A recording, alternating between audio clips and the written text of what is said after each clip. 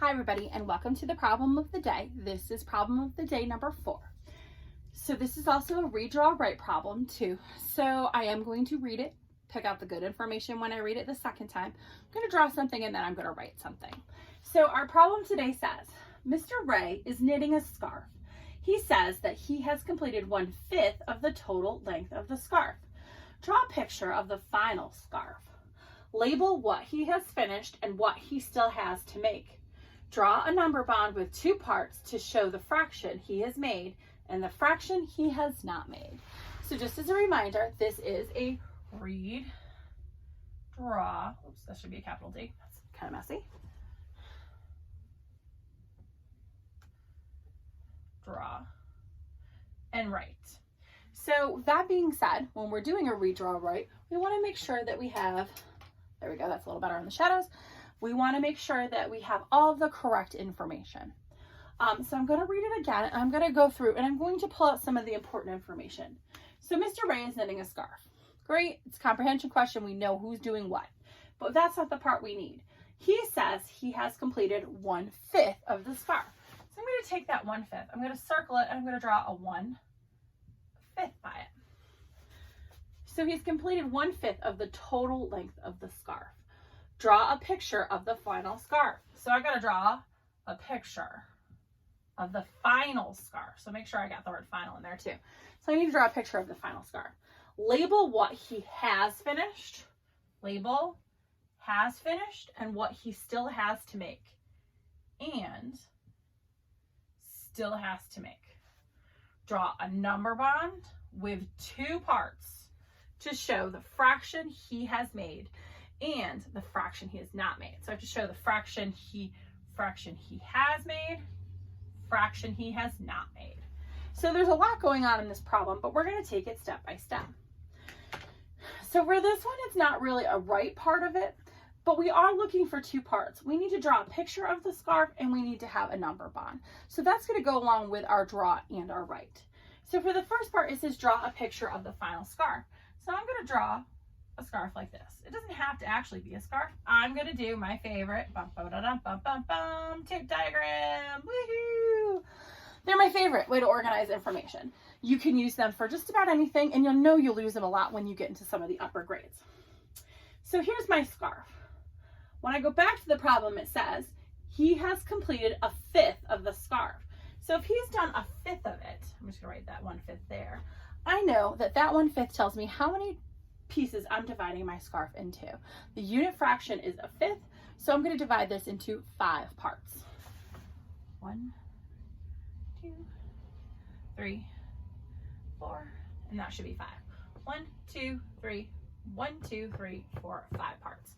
So there's my parts. It says label what he has finished. So I'm going to write the word finish. We know based on this, he has completed 1/5 of that. So one of my boxes is finished. So I'm going to do finished. I'm going to write it right in there. Because it's in my problem, I can spell it correctly. Finished. Then label what has not been finished or what he still has to make. So I'm going to draw one of my handy dandy little brackets. And if you can't do these yet, that's okay. They take a lot of practice. And I'm just going to say not finished.